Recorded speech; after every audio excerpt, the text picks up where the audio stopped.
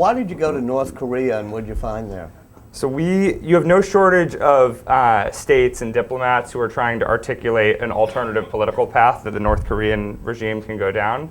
Nobody's articulating the alternative technological path that they can go down. So we said, let's tell the North Koreans we want to talk to them about the virtues of a free and open internet, and let's see if they give us a visa, let us into the country, and actually show up. And they did. And we wanted to make the argument that they cannot continue to survive even in their current state if they don't open up a little bit, because you can't grow your economy in this world if you don't at least allow for some degree of access. Now, North Korea is a bizarre place that I can probably illustrate with one question here, which is, by show of hands, how many of you have either been to a Broadway play or seen the movie The Truman Show?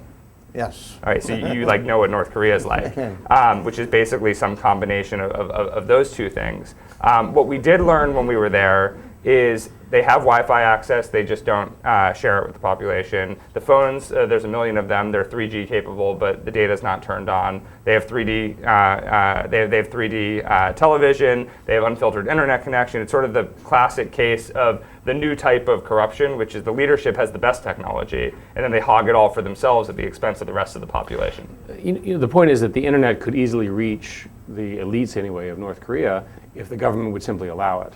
It is actually possible for the government to not allow the internet and to shut it off.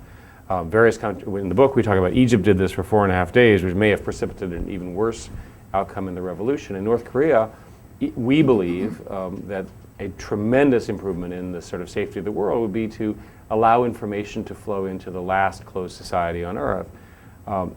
It's remarkable to think about a society with no personal music, no personal sources of information, no unfiltered books, 2 television channels, one of which plays the dear leader's speech over and over again, respected leader's dear speech over and again, and the other one plays catchy patriotic music.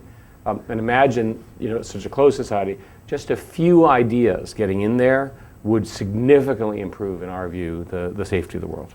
And if they opened up the internet one day, how long would the regime last?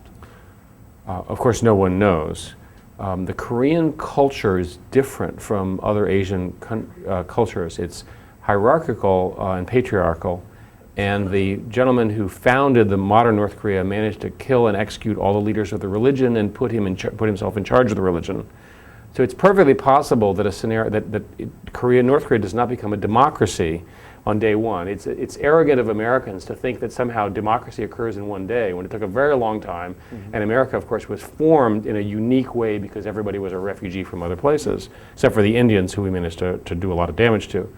So the fact of the matter is that it's possible that you could see a transition not unlike what South Korea went through, where South Korea was poor, relatively run by a strong man, relatively unfree, and over some number of decades became much freer and much more democratic.